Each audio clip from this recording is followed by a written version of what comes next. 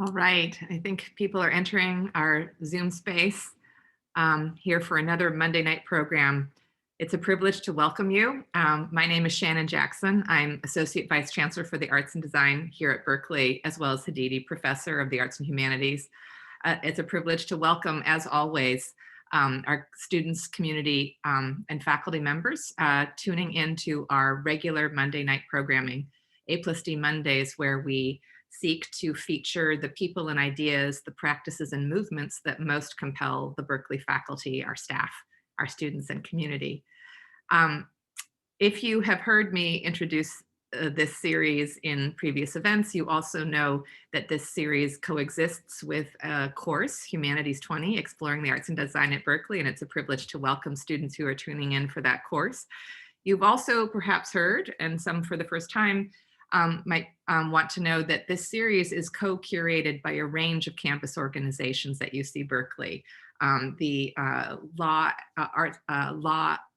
Arts and Law Student Working Group at Berkeley Law, the Theater, Dance, and Performance Studies Department, Berkeley Center for New Media, Art Practice, Cal Performances, the College of Environmental Design, the Graduate School of Journalism here at Berkeley, and many more organizations.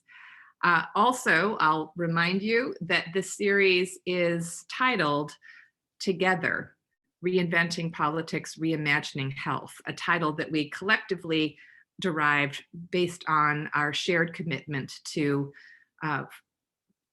creating programming that addresses the role of the arts, the role of cultural practice in reimagining our political lives, our lives as citizens, the intimate lives of us as students and community, especially at a time when issues of health and issues of politics are undergoing unceasing redefinition. I'll also say that usually I introduce this series by reminding you that it's one that has previously been hosted at the beautiful theater of our University Art Museum, Berkeley Art Museum, and Pacific Film Archive. And so tonight, though we're doing it on Zoom, it's a special privilege to be able to say that it is co-hosted with BAM PFA. And we look forward to a moment when we all can return to our beautiful museum. I'll also note that the program that was put together here for tonight around transgender justice, around what it means to reimagine health and policy, around transgender issues, couldn't be more apt for our series. Before I proceed further, I also want to acknowledge the politics and aesthetics of the land on which our campus stands and on which we are implicitly gathered tonight, even if we do so virtually. UC Berkeley is sited on the unceded and ancestral land of the Ohlone people. In acknowledging our fraught relationship to Ohlone history, we acknowledge not only the past, but also the fact that the Ohlone people are thriving, flourishing members of the Berkeley community and the Bay Area more generally. As UC Berkeley comes to terms and reckons with its relationships to this fraught history, an acknowledgement like the one I've just offered you has become more of our part of our institutional culture.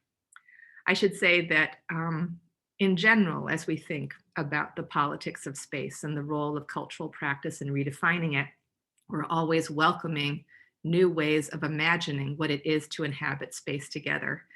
And for those of you who walk past our museum, even if it isn't necessarily open right now, you know that we get a daily gift of being able to see an art wall that undertakes a process of reimagining.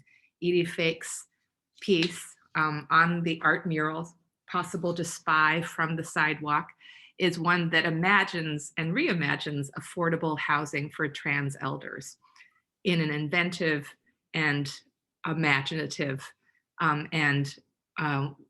we would want to think equitable way, especially now as we turn to a program tonight that is going to think about the current state and possible future of transgender health. It seems that that artistic offering is one that might set the scene for the kinds of thoughts that might get shared. The thoughts that are being shared today are indebted to the fact that Sherry Goodman, Director of Educational Programs and of Academic Engagement at BAMPFA, has put together our series. And it's my privilege to introduce this Sherry so that she can help introduce the speakers for the evening.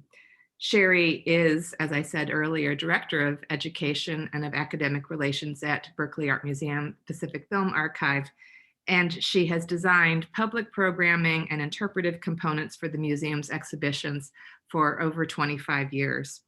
After doing graduate work at Columbia University in art history, she taught at Columbia as well as Vassar College, and then also was part of the education programs at MoMA in New York and at the Met, at Metropolitan Museum, before moving to the Bay Area, thankfully for us.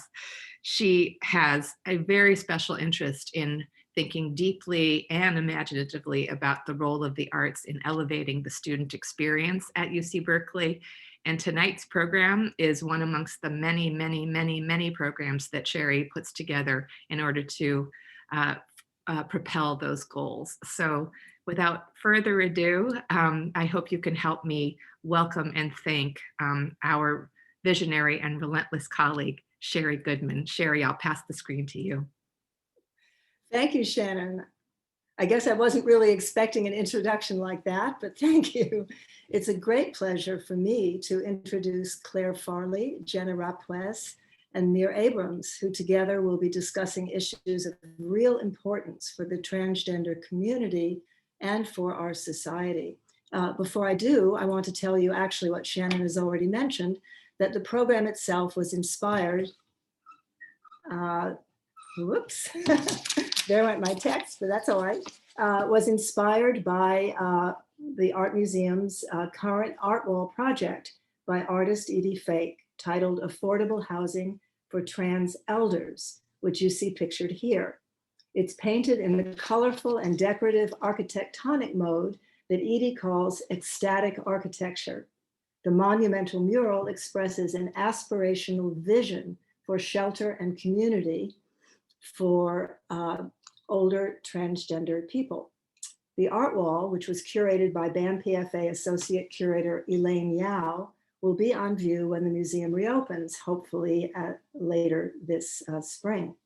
Affordable housing for trans elders sets a beautiful stage for tonight's discussion. Clair Farley is Senior Advisor to San Francisco Mayor London Breed and Director of the San Francisco Office of Transgender Initiatives, which is the only trans-led city department in the nation.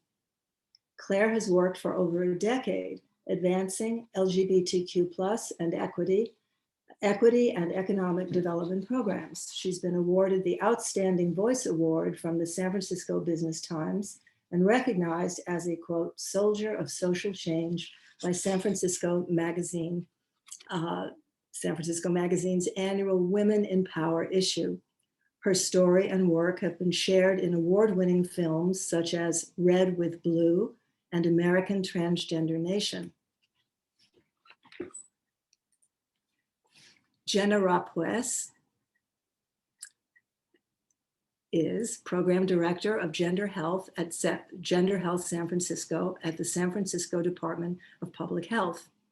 Jenna, who was formerly Interim Director of UCSF's Center of Excellence for Transgender Health, is a leader in public and transgender health in government and research, as well as at academic and public health institutions. In 2019, she received an Outstanding American by Choice Award from Congresswoman Jackie Speer. Moderating the discussion will be Mere Abrams, who has been instrumental in developing this event. Thank you, Mere. Mere is a researcher, writer, consultant, and licensed clinical social worker in the fields of gender, sexuality, and health. They're the former Associate Director of Clinical Research and Director of Community Engagement at UCSF's Child and Adolescent Gender Center. Just a quick word about format. Mere will briefly frame the program. Clair and Jenna will introduce their work and then engage in a discussion to be followed by a question and answer session. Please submit your questions to the Q&A box and your comments to chat. And now I'll hand the program over to Mere Abrams. Thank you, Sherry, and thank you all for joining us tonight. I'm Mere Abrams, and as Sherry mentioned, I'm a social worker, researcher, writer, and consultant working in the fields of gender and sexual health, and most recently, fashion. This week, my co-founder and I will be launching a company called Your Body, a functional fashion brand offering gender-affirming underwear and bodywear for self-expression, aimed at providing the community with more tools to address gender dysphoria and meet the needs of the community. I'm honored to have the privilege of moderating this panel, and I'm very excited to be here to speak with Jenna and Claire about gender justice, perspectives on transgender health and policy. We will be talking about trans rights locally and nationally, including priorities for the new administration and building trans inclusive capacities for systems of care. We will also discuss the role of policy in healthcare in addressing the startling levels of violence and discrimination faced by trans people of color, especially Black and Indigenous trans women. We'll also talk about how San Francisco is modeling what it looks like to provide the trans community with culturally relevant legal protections, services, and resources. I'll turn it over to Claire to share a bit more about herself and her work. Thanks so much, Mir. It's an honor to be with you all tonight and with Jenna and Sherry and everyone here at UC Berkeley and the Berkeley Museum. My name is Claire Farley. I'm the director of the Office of Transgender Initiatives. It's the first trans-led city government office in the country, supporting to advance trans equity, inclusion, and policy across San Francisco. I came into this work after college, been in the field now for over 15 years, first working with youth organizations and healthcare policy, and experienced discrimination firsthand when trying to access the restroom at my workplace.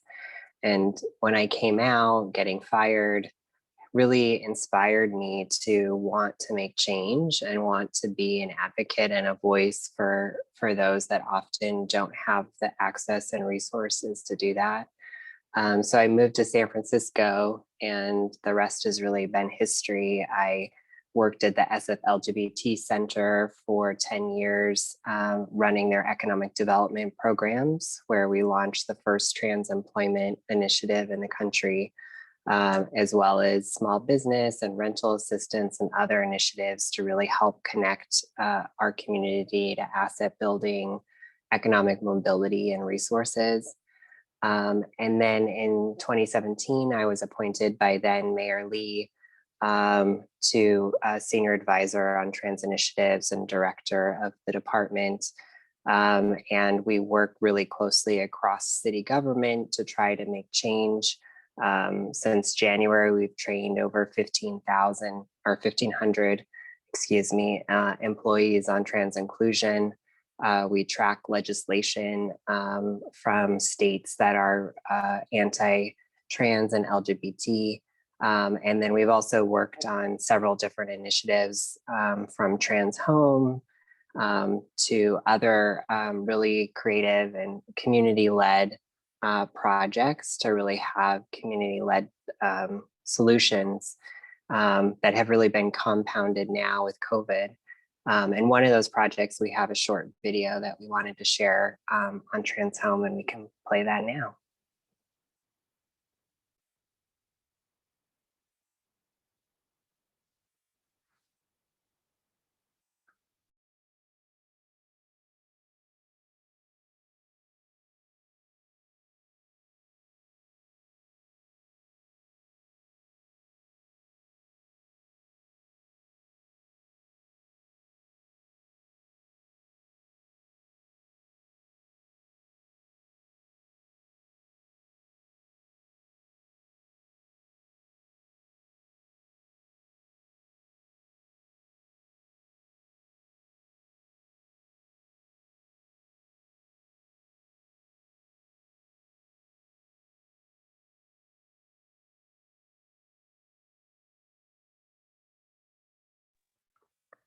It looks like we're having some technical issues with sound on the video.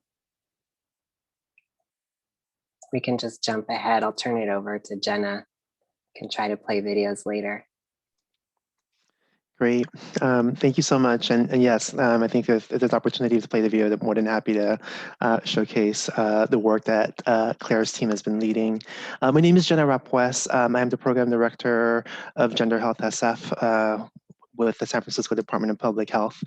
Gender Health SF is a surgery access education preparation program for trans and non-binary individuals seeking gender affirming surgeries. The way we work basically is we serve the most marginalized, under-resourced, poor folks to seek gender affirming surgeries. And these are the folks who would never have imagined that they would be able to access surgeries. Before I got into my work at Gender Health SF, I was working in HIV prevention. I think that that is kind of like the heart and soul of how I got into public health and my interest in getting into the field. Very similar to what Claire was sharing around what inspired her to get into the work and get into the field. Very similar experiences with navigating when I transitioned, when I medically transitioned in, I think in late 1999, I was in the space of looking for a community so that I can identify with and find support. While it was the most wonderful time to make that decision, at that time too, there was very little that providers and the community really knew around trans identities. What basically many folks referenced was at the time Jerry Springer and kind of like all these kind of negative stereotypes around trans folks, trans women, and what they are basically assumed to be. So at that time, I got connected with local CBOs. My first job actually was working at Lyric, which is a youth organization in San Francisco, really committed and invested into really wanting to make some changes with young populations. And particularly at that time too, growing up in San Francisco, HIV was such a big part of my life, coming of age in the 80s and the 90s, knowing that there was a lot of focus around HIV prevention and kind of risks, particularly for gay men. And so at the time I really got more deep into public health, it was around late 2000 or early 2000s. And if you think about data and talking about the experiences of trans folks in 2000 with HIV, there was very little to none around how do we think about the needs of the population and how public health was thinking about how do we provide effective prevention programming that is community centered. And so that kind of really inspired me to get into HIV prevention, HIV research, community planning. I remember very well, I think over a decade ago, meeting Claire at her work doing workforce development with the LGBT Center, because we all know that HIV prevention is not just actual HIV, it's about addressing social disparities and health disparities to make sure that people are engaged in their health. So moving forward from HIV, I actually went into UCSF because one of the things I actually also noticed around HIV prevention was just the providers who were really not well equipped or competent to provide gender affirming care. And that's also related to HIV prevention work. And so I actually landed a position and opportunity to join the UCSF Center of Excellence for Transgender Health, doing capacity building at a national level. And one of the things that I really realized doing that work is that I have so much gratitude and gratefulness around kind of the work that many local San Franciscans have done to advocate for services and equity and rights for trans folks. So quite different from other cities in the country. And so I think that's one thing that really has informed me and kind of, inspiring me to continue to do the work. And so I think 3 years ago, I had an opportunity to come full circle to come back with DPH and do the work that I'm doing now. I like to say that I'm not a clinician. I don't have a clinical training or background, but I do have a lot of experience around kind of what is good care for folks that, particularly for public health population folks, to engage them, to really be able to find their voice, to really be able to know what is their rights around the care and treatment that they deserve as individuals. And so I think that's the impact that I believe that I can make it in my current position and role right now. So with that, I'm gonna see if we can show a short video on about Gender Health SF.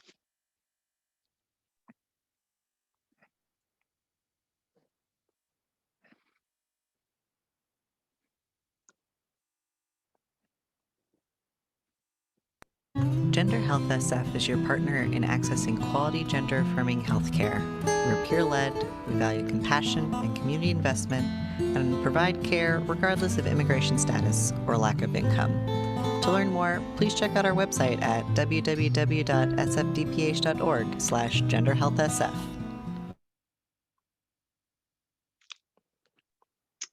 Wonderful. And Paris, do you think there's an opportunity for us to replay Claire's video with audio? Because I think it would be a great segue into the conversation. I agree. Let's try it.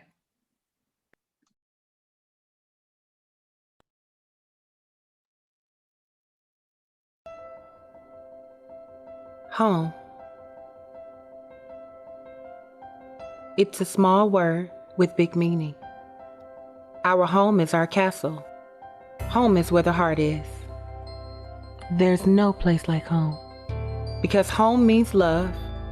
Home means family. But too many members of our trans family don't have homes. It's a crisis.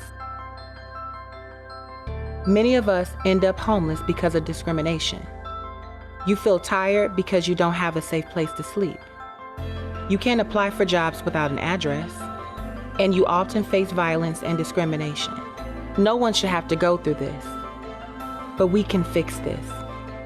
After all, we're innovators. Leaders. We're fighters. Somos resistentes. Somos poderosas. And we're not alone. And to those in Washington, D.C. who continue to try and erase transgender people, it won't work, not here in San Francisco.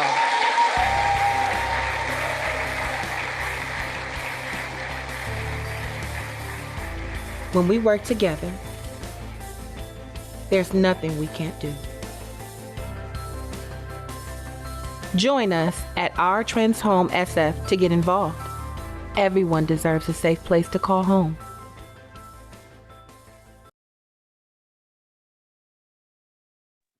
Wonderful. Well, thank you both again, Jenna and Claire, for being here tonight and for the work you do as someone who has worked in San Francisco in this care and actually got a lot of my training in the systems of care that you two created.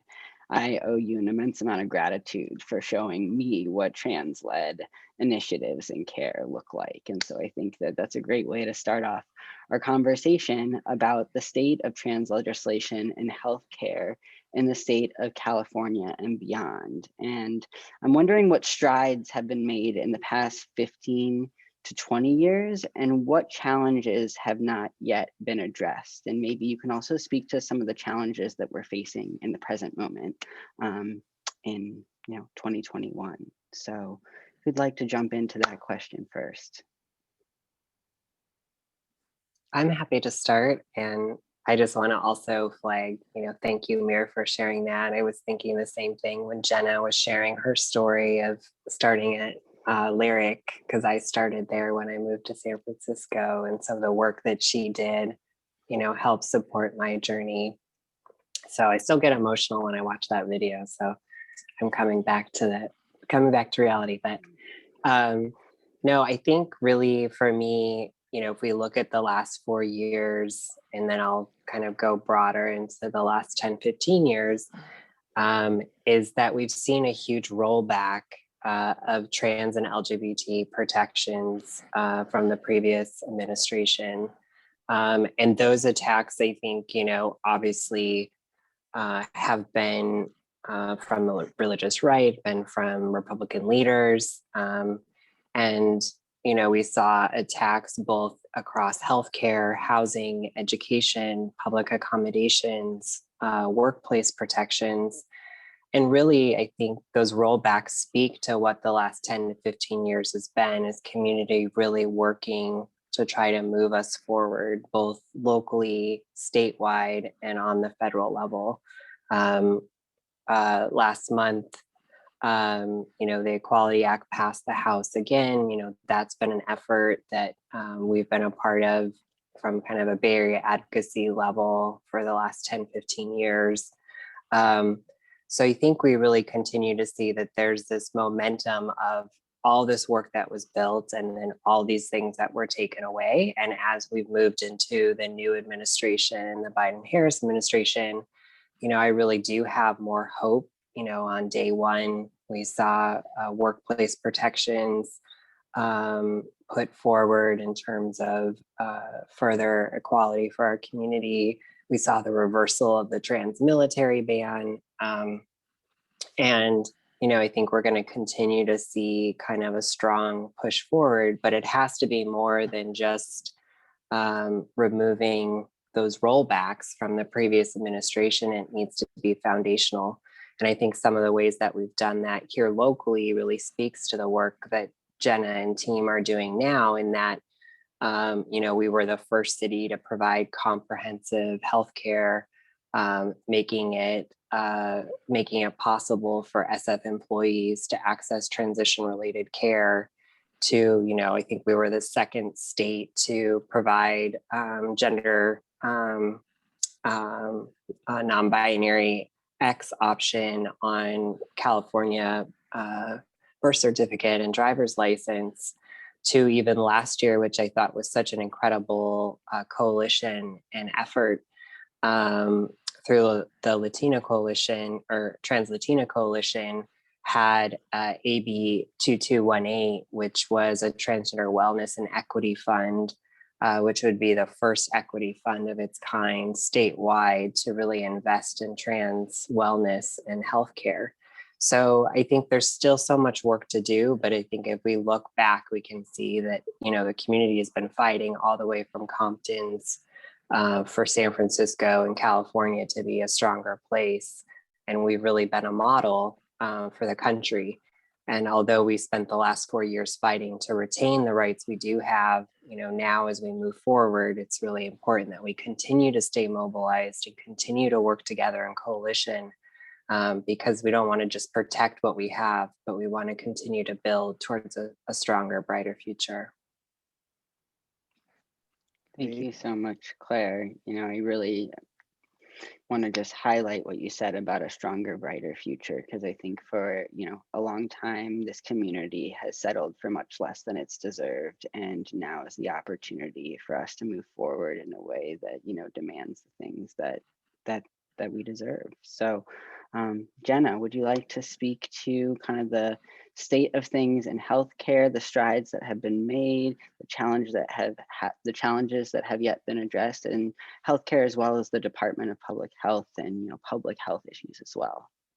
Yeah, I think Claire was very spot on and kind of really highlighting the key issues, current and also prior, on kind of how do we really advance trans rights and trans visibility in healthcare. The only thing that I want to, since I land in this area a lot, one thing that I want to point out is, like, Claire was alluding to, was like how San Francisco has actually been in the forefront and really thinking through how do we become equitable, how can we become affirming, and how can we think about our policies. And I think I do want to highlight, I think San Francisco is one of the cities who have actually thought about SOGI data, which is sexual orientation, gender identity data. So needed at the time when so much of the narrative was focused around lack of data for trans folks, because when there's lack of data, there's basically lack of people, and lack of people to actually tell the stories that actually help us think about how do we prioritize funding and resources and direct and kind of have a responsive way. And so one of the things that I really, I was very lucky to be fortunate to be part of the creation of the initial SOGI data guidelines as a policy and mandate for the city and county of San Francisco, even before HHS even made it a requirement. And I think that really speaks to how San Francisco really thinks above and beyond around how do we make our systems and our policies inclusive and affirming. But I also want to recognize that what makes San Francisco really special is actually the community. And the community have actually collaborated with various stakeholders and community leaders who really advocated, and the stakeholders who really listened to make sure that that they're responsive and really thinking through how do we provide and support trans lives and communities. Another tidbit, I really want to honor that space of like collaboration with community members and partners is Gender Health SF. I like to think that the program that I'm currently leading was born out of collaboration between community members who really spoke to the need for having a program such as ours, so that it improves quality of life, so that we are responsive, and it's not just HIV, but more of how do we address the other needs that trans folks really need to have a better life and imagine a future that is bright and hopeful. Amazing. Thank you for that, Jenna. So the next question I would love to pose to you both is, what role does policy and healthcare have in addressing the startling levels of violence and discrimination that trans people, particularly Black, Indigenous trans women, face?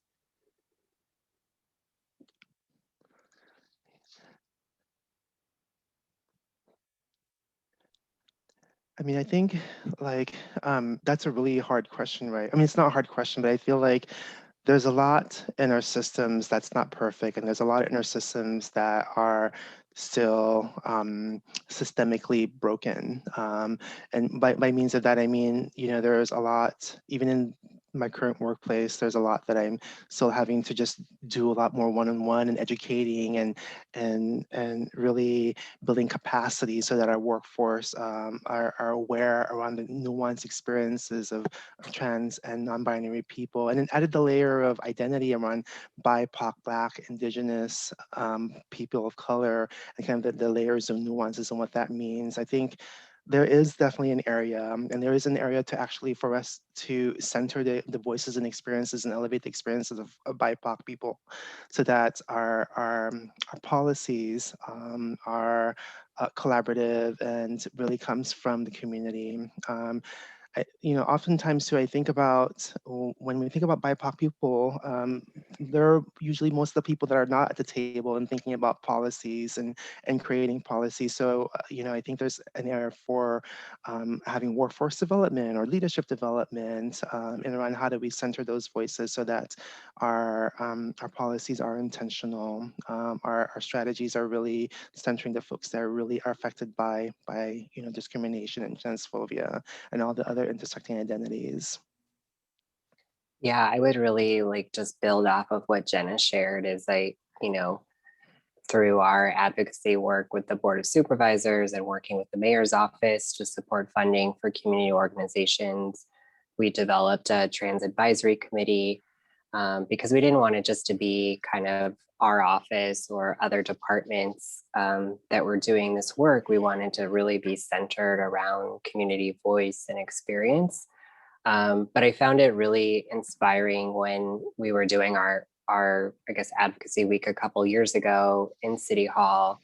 We had one community member who was there who shared that she'd had to move from kind of one SRO hotel to another and was displaced, and had kind of had to do that in the middle of her wanting to be there and be a part of advocacy week, and really spoke to, not everyone has the privilege or the resources to be able to kind of do this full time or to be able to come to the table.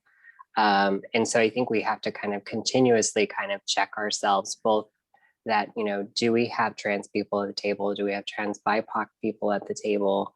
And how are we making sure that the decisions we make from the policy level, both state and local, how are those being implemented? And Jenna spoke around the SOGI data collection piece, which is one component of my department's work, is we collect those reports from city departments to measure both have they grown, where are the gaps, who's not being reached, and then we present that to the Board of Supervisors to look at funding gaps and other priorities.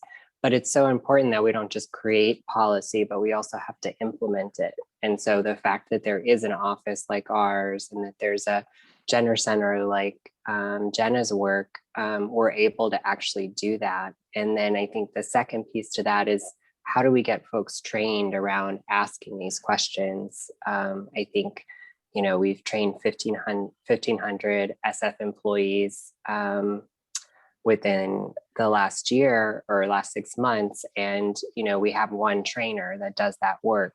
So you can imagine, with such a large city government and so many employees, there's such more work needed to really help all of our coworkers better understand this information, our grantees who are working day in, day out to make sure that their programs are inclusive.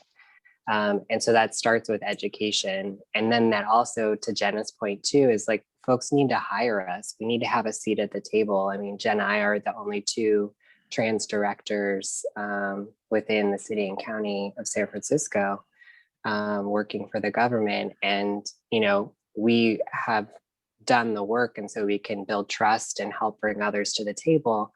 But I think we always need to think about that, both from policy creation to development to, how are we lifting up new leadership and creating pathways for others to continue to grow. Thank you, Claire. Yeah, I think you really spoke to the fact that trans lives thriving and health and wellness is, much bigger than just, medical care. It really, requires a whole community effort of acceptance, and not just acceptance, but support and inclusion beyond acceptance. And, that leads me to my next question, which is, how can general health, not just transgender healthcare, become more accepting and inclusive of trans, non-binary, and gender non-conforming folks? I know that oftentimes, even in my own work, there's a tendency to train the folks that are doing this specific work. But I know that I still have to go to the dentist, I still have to go to the eye doctor, I have to go to primary care. There are all these people and systems that trans folks are interfacing with all the time. So yeah, how can general health and society at large really become more inclusive and supportive of this community? That's a great question. And I think it has to go back into some of the training requirements or kind of the educational courses. I know in medical school, there isn't really a really specific course requirement for like on transgender health. It's usually an elective, and we're not an elective. I think there's a lot more just to say around that in terms of how educational systems are thinking through how to be more inclusive around just identities itself. I do have hope, though. I mean, I am a woman in my late 40s, and also similarly to you, I have a younger nephew recently who actually is in an introductory psych course, and we had a conversation on him telling me about like how they're talking about non-binary identities in introductory psych course. And so I think there is progress made around the way we're thinking about educational institutions who are training folks to become future healthcare providers. However, I think while that's great, I think it's also I think there's a lot more intentionality that just need to be made on who's driving that knowledge and who's informing the knowledge, so that the knowledge is actually community centered and delivered in a way that is affirming for folks. But other things too, oftentimes I used to work in capacity building, and so there's a lot of Trans 101 involved, cultural humility trainings, looking at different perspectives, and I think I do want to say that again, as a person in my age, we've made so much progress just even by the nature of visibility, and nature of visibility of trans people knowing what their rights are, right, and being able to speak about that, because oftentimes people hold this level of internalized stigma or transphobia that aren't, or they don't feel like they're quite prepared or powerful enough to be able to articulate what their rights are. And I think that's something that I always remind folks, is that know your rights and be able to speak up, know about the grievance process, because there are ways to actually, demand and ask for equitable, respectable care and treatment in any kind of healthcare setting.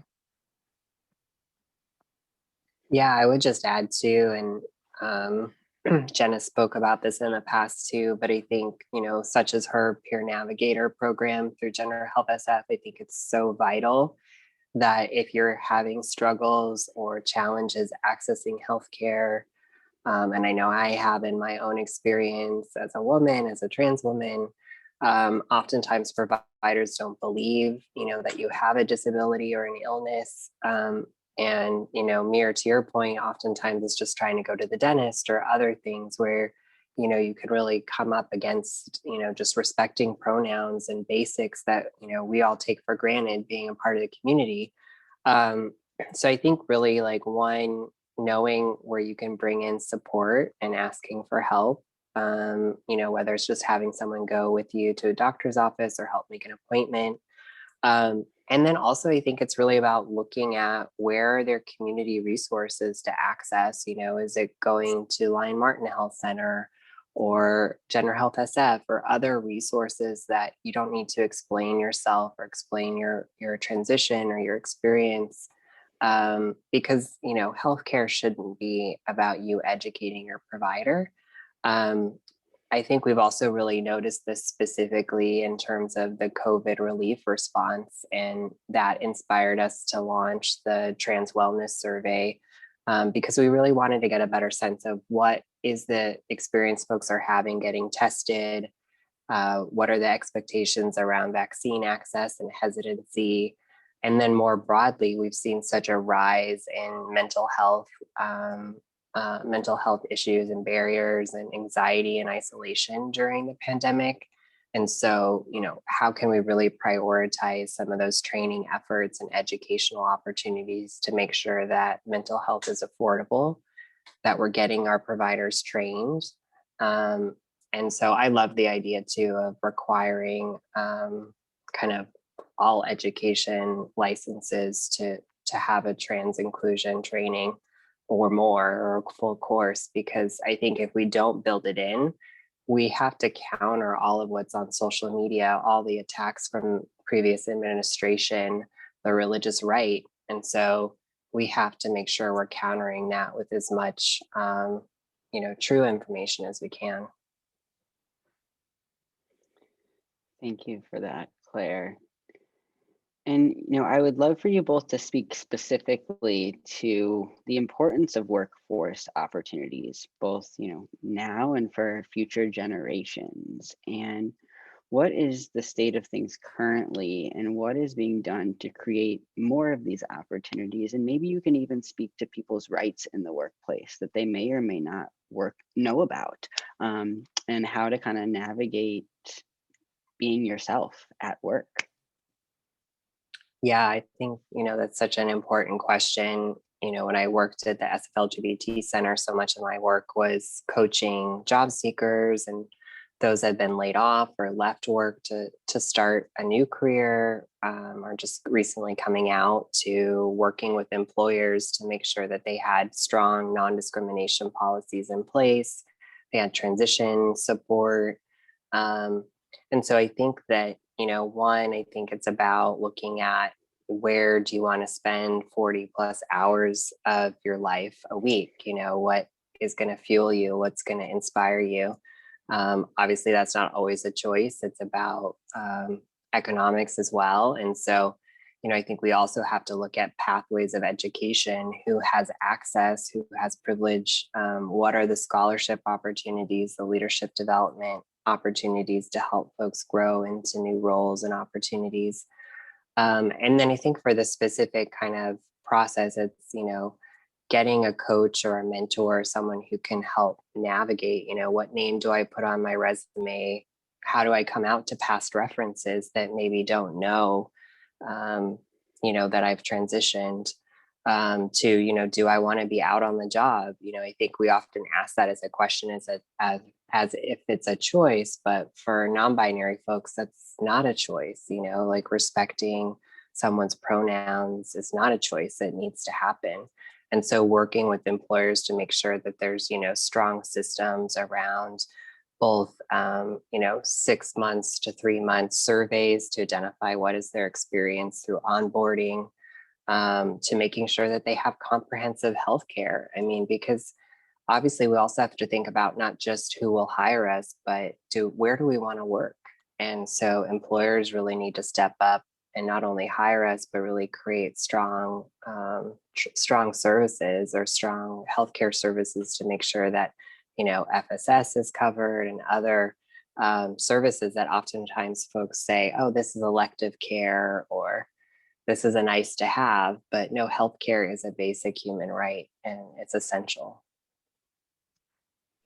Yeah, the only thing I'd want to add to that is at Gender Health SF, the model that we have for our peer navigation is actually a workforce peer-to-professional workforce development training opportunity where some of our actual staff were actually once patient of our program, and so it is this kind of opportunity where we make opportunities for job and employment for folks, and really do have a model of providing professional development and growth and providing some training opportunities around, you know, creating boundaries and, you know, how do you show up to work and all that stuff. For many folks, for many of the people actually in our program, this is the first actual professional job experience that they have had and have been exposed to. So just really, you know, a lot of just support and commitment, really actually also thinking through how do we translate systems policy at an institutional DPH level into a small program at Gender Health SF that's really intentional of making sure that we support and provide systems that are going to, you know, provide support to be successful in the roles as navigators. The other thing too, I just want to highlight that, you know, being a trans person doing trans work is exhausting and challenging. I want to just put that out there, only simply because there's many different roles and hats you play. Are you a community person? Are you a professional person? Are you what is the boundaries and what are the, and so that is something I always think about, and oftentimes I think about how important it is also to reinforce this notion of boundaries, so that we can provide self-compassionate, but also provide and also show up for our staff or our community in ways that are going to be affirming and healing and regenerative. And so I think that's just the thing that I always think about when we think about how do we create policies and systems that are going to support trans staff to be successful in the work environment.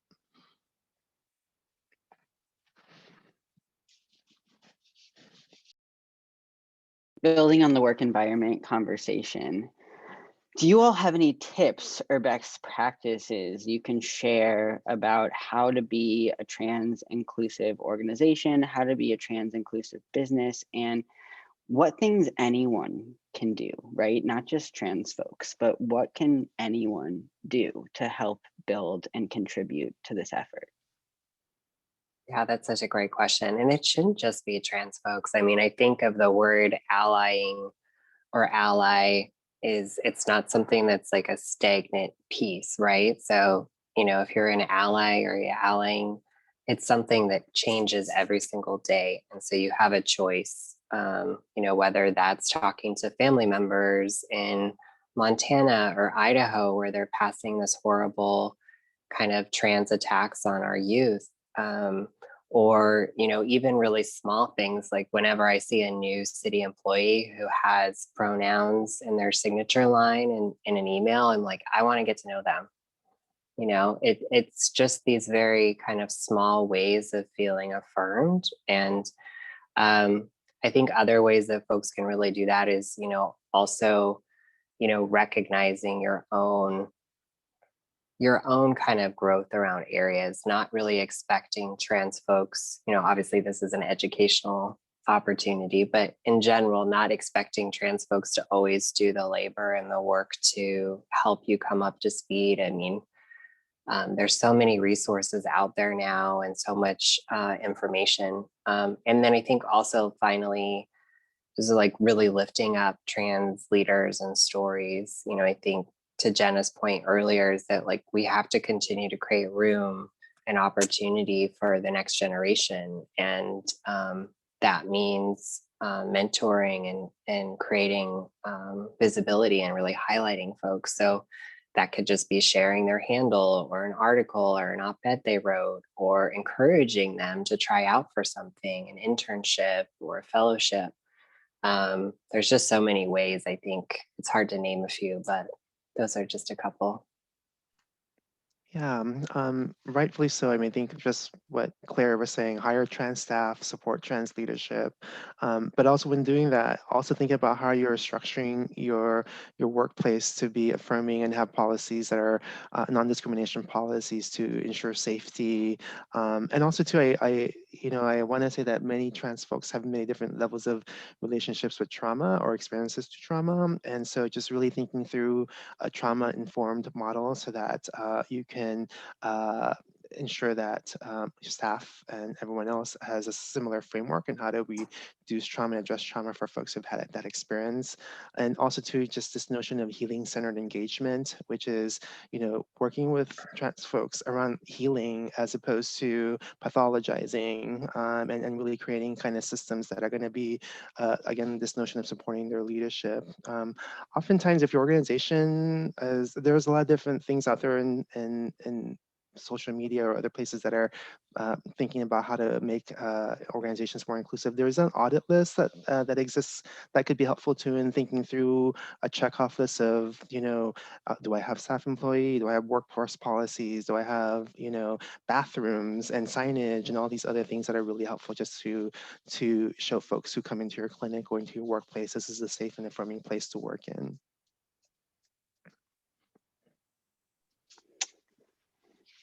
And I think this is the last question for the evening, but it's a big one. And I also want to make space for the attacks on trans youth that you mentioned, Claire. There are a great deal of anti-transgender bills right now in many states that are targeting trans youth, both related to their access to gender-affirming healthcare, as well as their right to play on the sports teams that affirm their gender identity.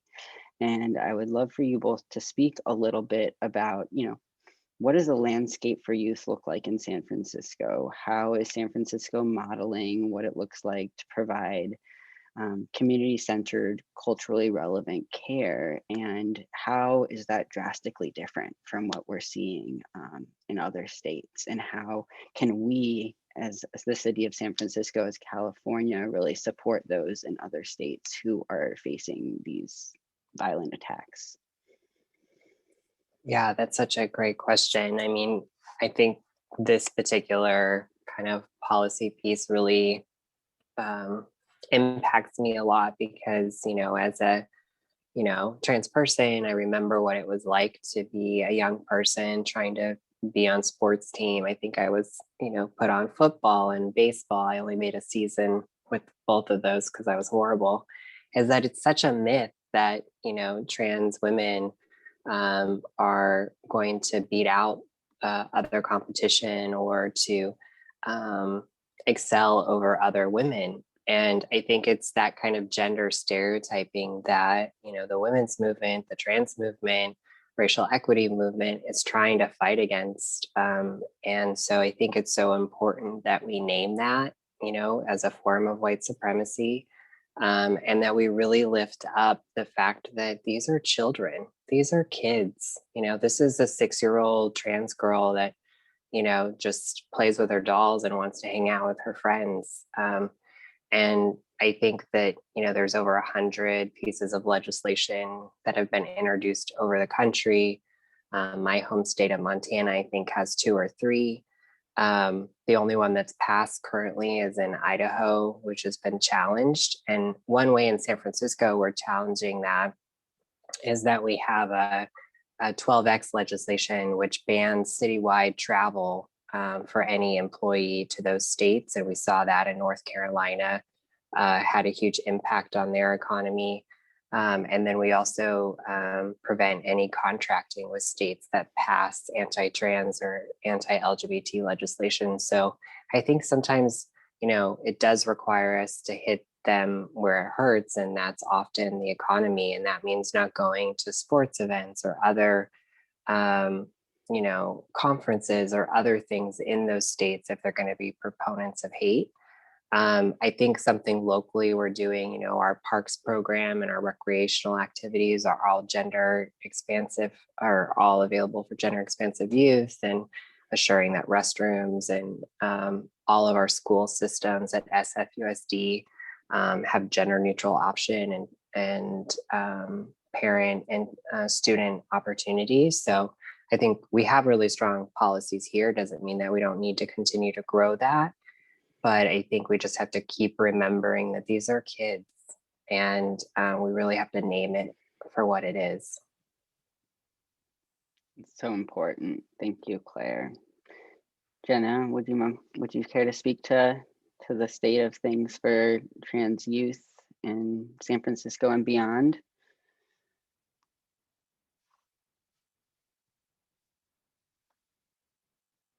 I think you're muted, Jenna.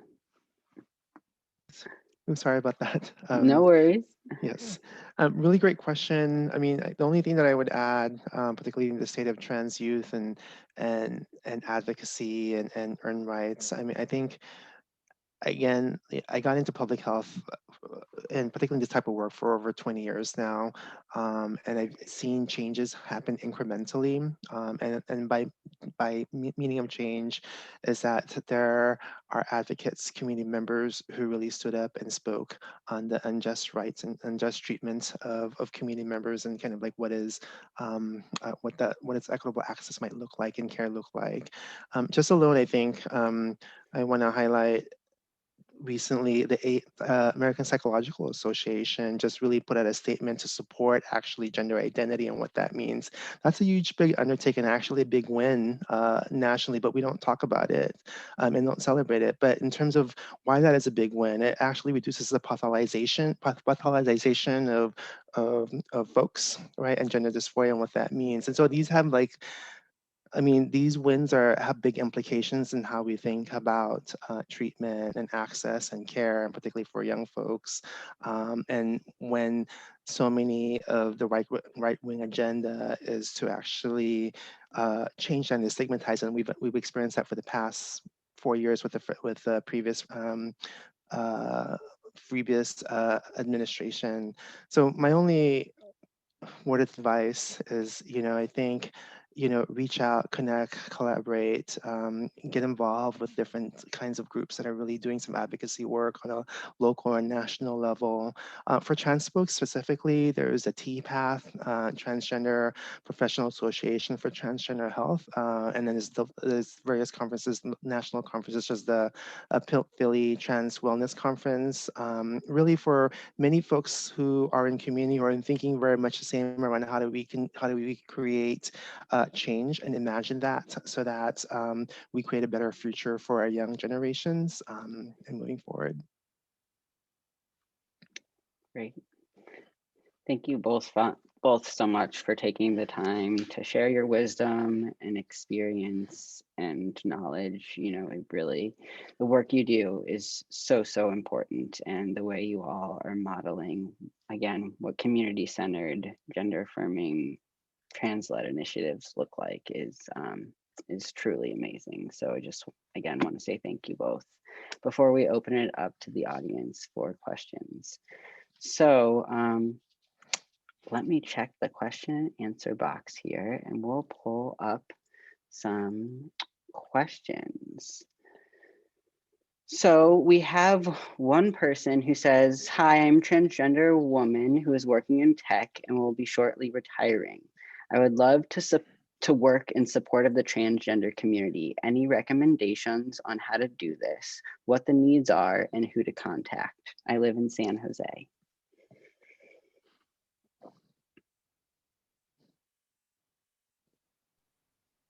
Well, happy retirement.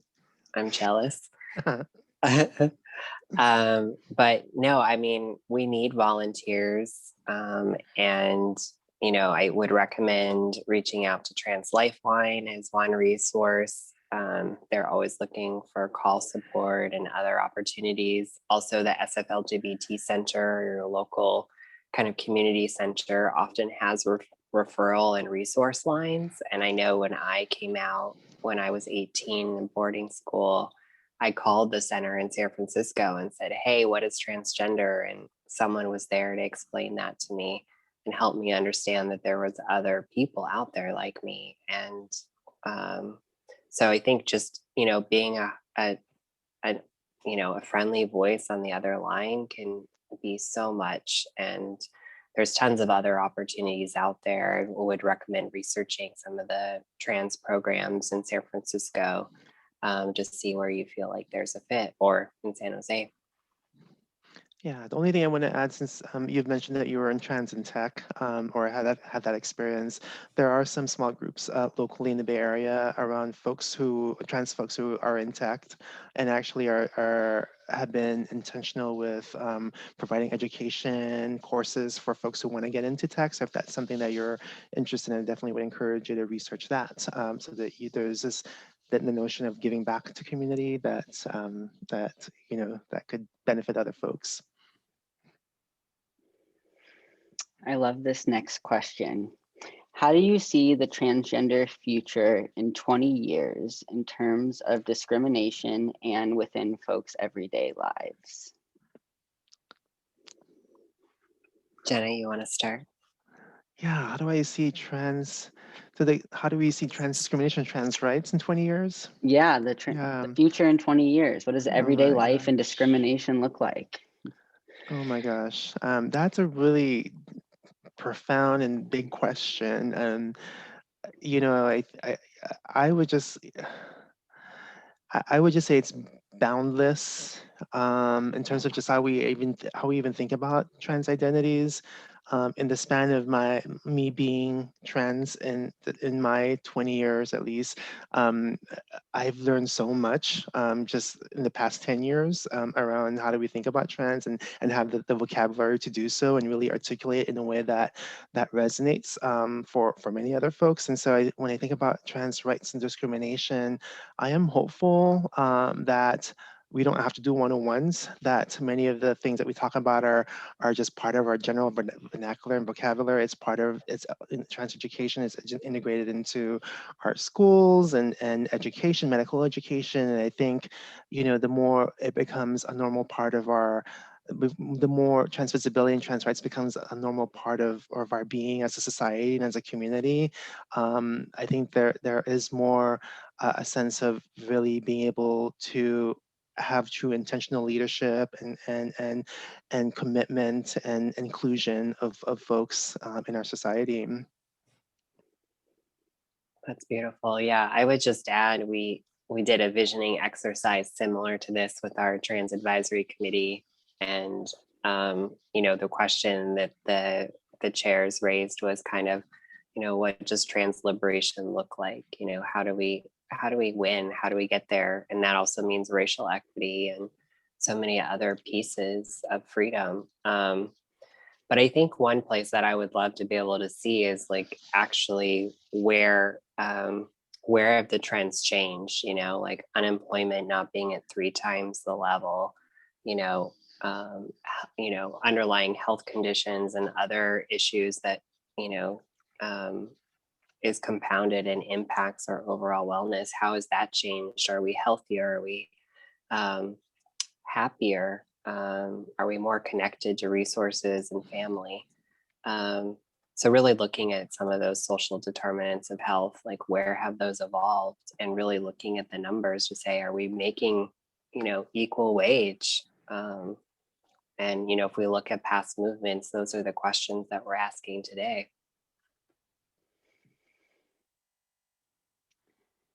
And this comes from a question related to complaints. And if you are experiencing harassment or discrimination, or even, disrespectful interaction, and you want to file a complaint outside of the organization itself, where can one go to do that? Are there city resources, county resources where folks can file complaints related to gender-based violence and discrimination? Yeah, I mean, I think, specifically, there are protections through HUD and EEO. Specifically, if it's a workplace discrimination issue, I would typically recommend that you would start filing a complaint with your workplace, whether that's harassment or bias or transphobia, to document that, because the law really looks at a very clear and persistent pattern of discrimination in order to move those protections forward. And so even if you don't report it directly to your employer, making sure that you're documenting that, and even could email yourself or something to have a timestamp on that. You can also work with the San Francisco Human Rights Commission. If you've experienced discrimination and file directly with them, they often do a series of mediation and other ways to help kind of outside of the typical civil process. And if you've kind of exhausted all those options and you would like to go through kind of a civil legal process, I would recommend reaching out to the Transgender Law Center and NCLR to get referrals of trans inclusive lawyers that can really walk you through what to expect, what the process would be, and really, you know, how much time and energy that would take if that's the route you want to go. But I think there's, you know, I'm hopeful as we move in with the new administration that these protections will be clearer. You know, obviously we've had protections in California and San Francisco and had to follow these examples. But I think as we have federal protections through the Equality Act and other legislation in the future, I'm hopeful that there'll be more clarity around where am I protected, how can I file, and that there'll actually be city agencies or government agencies that will be working to support community in addressing these complaints further. Because it shouldn't just be in San Francisco, it shouldn't just be in California. Discrimination should be addressed wherever it's taking place. Jenna, would you like to add to that question at all?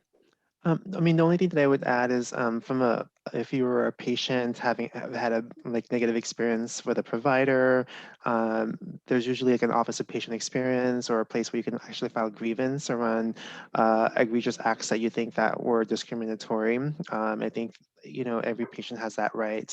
Also, too, I think, you know, also an area to file grievances or file complaints is there actually, if you're part of a managed care with your health insurance also likes to hear about any of the network providers who have had, you know, who've had negative experiences with their patients. And so I think just knowing how to navigate that and knowing what your rights are is so crucial to being able to really speak to and claim your rights.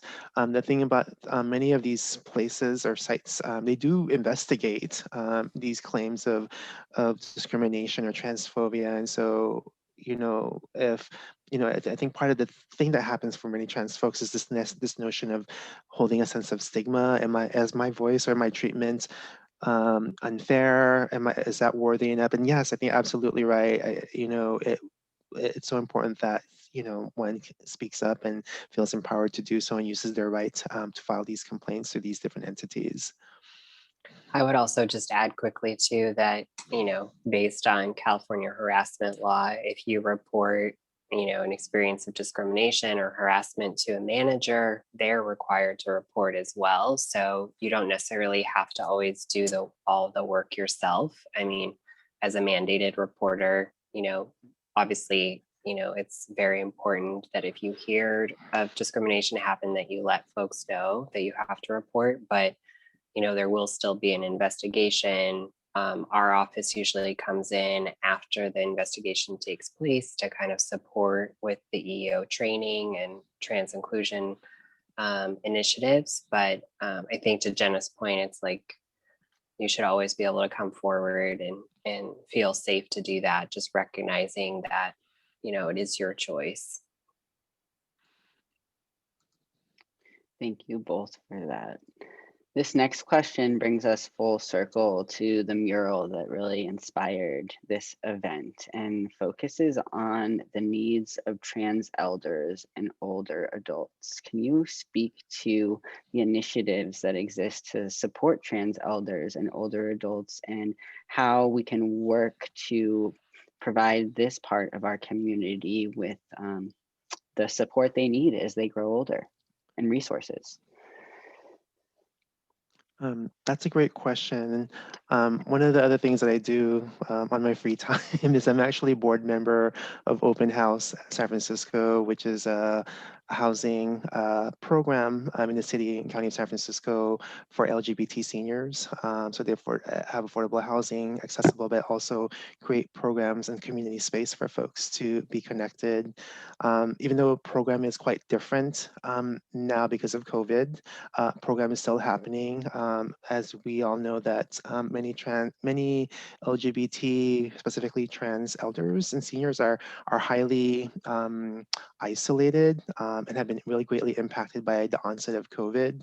So even if if there's opportunities for you to volunteer your time or get involved with local community organizations such as Open House or any trans serving senior organizations, I think that will go so much in just being able to connect with an elder and a senior who I bet would welcome a young a young person to connect with them and support them. Yeah, I just want to add to that open house is such an incredible resource. And I think that intergenerational work is just so important, and it's part of the history of the trans movement, and it will continue to be such an important part of it. I think specifically around housing, we saw that video, and that video and advocacy led to a over $2 million investment from the city into Trans Home SF, which is rental subsidy and transitional housing for trans folks last year. And we need to continue to look at seniors specifically and how folks can age in place, because oftentimes senior homes and other facilities, are not gender inclusive, and often there's a lot of seniors that have to go back into the closet. And then if you want to volunteer, I would also recommend, there's a lot of work happening with Open House and Curry Senior Center, specifically in response to the pandemic. We partnered with Mon Ami, which is a mobile app, a senior companionship program, and they deliver groceries. They're the volunteers that sign up with Mon Ami. Deliver groceries, prescription pickup and drop off, and then do virtual wellness calls. And it's such an easy way to get involved during the pandemic, deliver hands-free delivery, or not hands-free, but you know what I mean. And really also like to talk with seniors and be able to have a conversation and just check in on our neighbors right now is so important. Wonderful. I think, it really is important to, include trans elders in the centering of trans community. And as you said, Claire, this intergenerational work is so important, not just to support our elders, but to really learn our history, because we were not taught it in school. And so it is community knowledge that, is being revived as we speak. And we need to make more vehicles and tools for that history to become available to everyone. So I think we have time for one more question in the Q&A, and this question says, how can we participate and support the passing of the Equality Act? It is now in the Senate, which will require work to influence senators to pass it.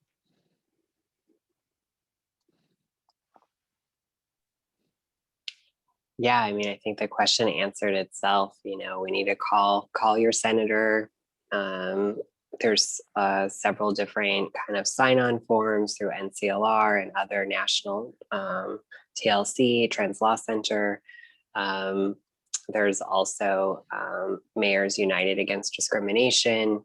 So there's so many different platforms. So whatever kind of professional network you might be in, maybe it's a Berkeley action or a Berkeley Museum action or student action.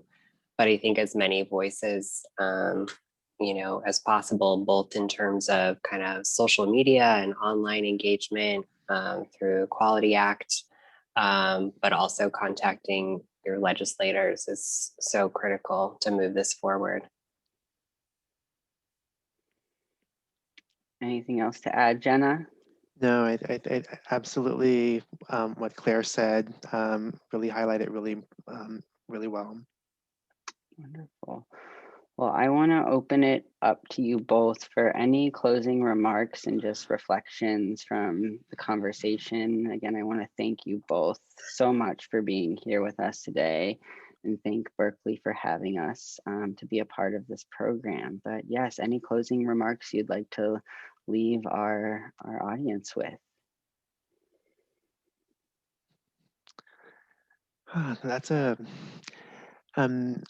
I think that I like often, and first of all, thank you so much for having me and sharing the space, Mayor, and also Claire. This has been an honor and privilege.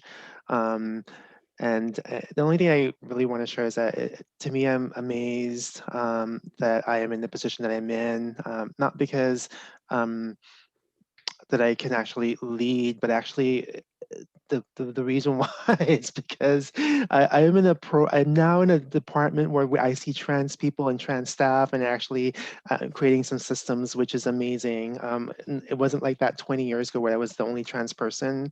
And so much progress has been made and need to be celebrated as well.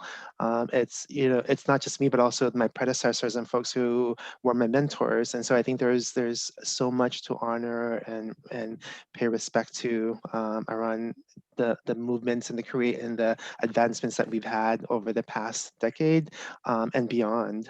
So thank you, and I really appreciate this time and sharing space with both of you all. Yeah, thank you so much, Jenna. And I just want to echo that, you know, Shannon, Sherry, Mere, like you all have been so incredible to work with, and really appreciate the opportunity to just speak with the students and community.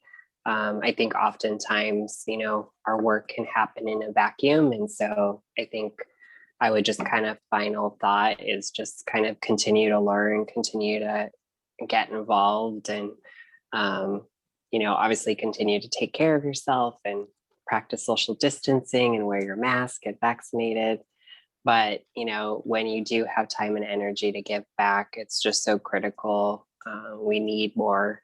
We need more of you in the work, and we know that our youth are the future of this movement. And so, just continue to get involved. Thank you. If I may, I just want to thank the entire group here tonight for an absolutely exquisite program, bracing so much learning, so much compassion. I know that our students appreciate it. I know that our community does. Thanks to the entire team for this incredibly exquisite event. Thank you. Thank you for having us.